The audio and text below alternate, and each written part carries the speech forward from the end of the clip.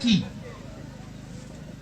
sindi chichula chipanicho kumandikanena muchula noka kuti apanga ndi amenewo anena kuti ifeyo mukangoti mwatika mboma sukulu ikamaseguliridwa ku primary ku secondary ndichani ndipo inezo ndipweteka ndatosiya kubereka mwayi unali uti ndiye uwina akunena zoti lachitatu lomweri kapena pa 22 September siku ikamasegulidwa izi zichitika ndiye wina akuti zikatha zaka 18 anena zona nduti wapa chani tanena ni mwamphamvu osaopa anena zona nduti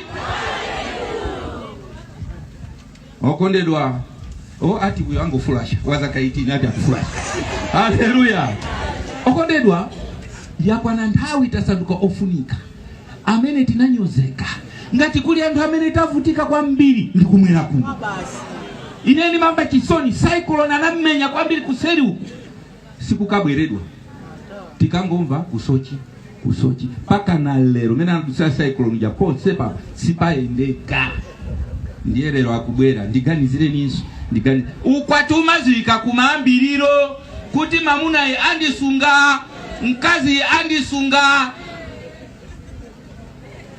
Haleluya. Ndiye tambani zimene wanena Mulungu. Mukawerenga Deuteronomy 30, mukawerenga chapter chipine chocho, Mulungu akunena za matemberero komanso madaliso. Timene tinga sanke. Zovala tavalasi tinachita kusanka. Makonda. Eti. Moyo watu zimene tikusanka lero zizakhala nzofatira zake. Kusanka zabwino kapena kusanka zotani. Ndiye Mulungu akuti taonani ndikuchitirani umboni lero. Ndayika pa masopani temberero kapena so chani madaliso. Ndayika moyo komanso chani kodi inu musanka chani lero. Mafuna nkufuseni lachiwiri likubwerali inu musanka chani. Ndiye ngati musanka moyo umusanka se mtu muzi wanoka. Ndichite kukuzirani maeso. Mfundo zochita koneka kuti izi zote yakukaizi sizokuzirani inso maeso iya. Nditokoze mafumu anzeru mudaka na makobiri mukhoza kulandira mudierero koma anthu anu akuvutika kawe yaitali. Mafumu amene munakana makobiri kuti makobiri ako siti afuna hayo sei unali nawo kwani Mulungu akudaliseni. Koma amene anali nawo ntosimikiza mulandira matembere. Kwa ino mkulandira nkumasangala kwena zitani azivutika. Chifukwa ine pakhala ine pano azibusa ati amaitanidwa. Ine ninaitanidweko olaka nandiitanako nganauza kuti ndalama zanu sindizifuna. Zotemberedwa sindizifuna. Ndalama tu zikugayidwa paziko pano. Ndipo chindimvesa chisoni ati nsalu yolumbirisana ayipanga kale. Iwo avotera kutiro. Iya itifusane. Nsalu ati yolumbirisa ayipanga kale avotera kuti. Sobano jojo anthu akamena kuti awa afuna abere atu anamizira. Okondedwa amene mukakhale pa constituency tale center mukakhale ndi diso la mphamvu. Pamene mukateteze voti yanu. Ndikufeka bwino? Ndipo musanamizidwe chaka chino kuyamba pajamati timama kuyamba 6 kumaliza chani? Lero ati kumaliza nthaja? Kamba kachechani matocha alibe.